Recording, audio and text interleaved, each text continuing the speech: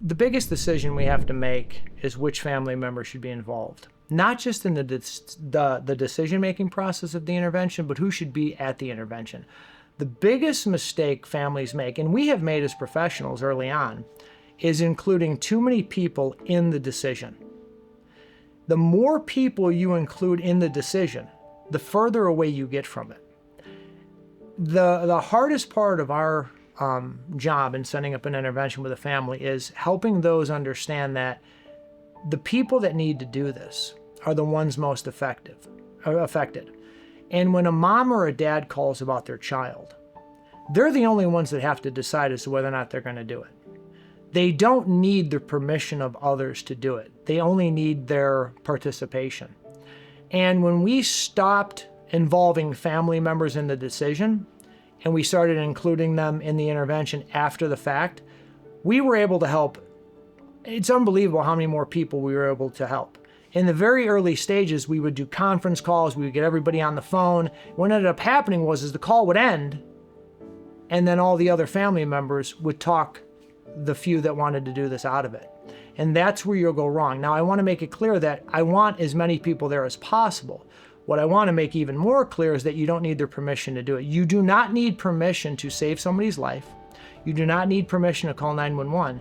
And if you are in a relationship where you are being emotionally abused or they're living in your house, you don't need negative feedback from people who aren't on the front lines. And the biggest reason why this happens is the dysfunctional family roles. So for example, a mom will call about their son or daughter. And I will have to include dad if he's in the picture, but she'll go call the other kids. And the hero will say, this will never work. And the martyr will say, this is a bad idea. Or they're just out for the money. They'll just say no. And what ends up happening is the family will sit around collectively without any professionals present, and they will play out their dysfunctional role. And they will all work together to sabotage the intervention. It's the identical situation as to, let's pretend your loved one's in treatment. And they go into a conference room with 5 other people who just got there. And they're all going to sit around without a therapist talking about how they're going to get sober. That is a family system. That is the exact same concept of a family system. Now, I'm not saying the family is an addict or an alcoholic. What I'm saying is that families become unhealthy. Their inability to formulate logic.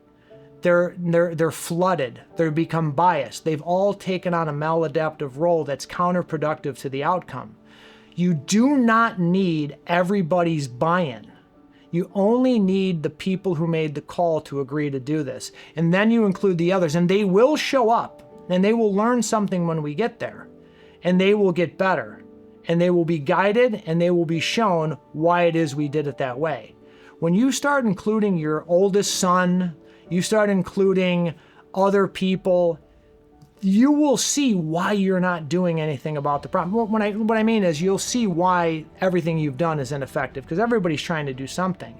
And when you guys start including other people, you're going to be met with resistance. And here's what I will say about this. Every family that calls us says, everybody's on board. That has never once been true. You may be on board with some things, but you're never on board with one thing, and that is why you struggle. You have to be brought together with a mediator, an interventionist, a professional, so that everybody can get on the same page, so they can identify what they're doing that is prolonging the pain in your family, why your loved one isn't getting help. It's not about whether or not they want it. It's about whether or not they have to get it. And people don't realize they're working against each other.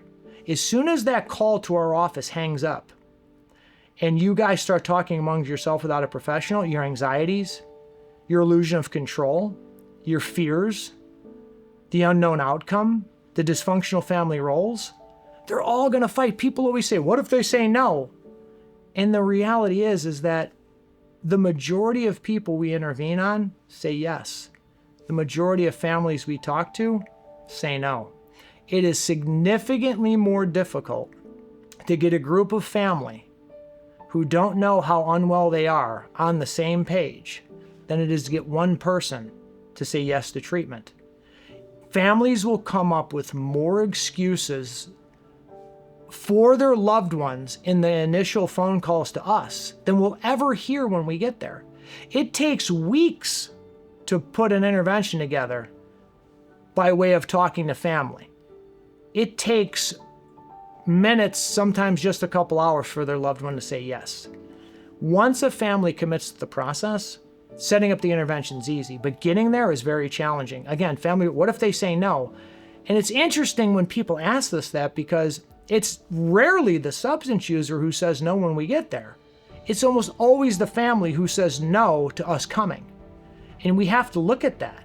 A group of unhealthy family members is far more difficult to get through to than it is to get through to the impaired individual. So when we look at what's really going on, families have to understand that you only need the people who want to do this at the intervention, and if the others don't want to be part of it, then they don't have to be there. But you're going to invite them, and we want them there. And even if they're just there for the family day because they don't want to be at the intervention, that's okay too. But do not let the voices of the others drown out your desire to do something different because of their unhealthy role that they've adopted, which benefits them from not changing the situation.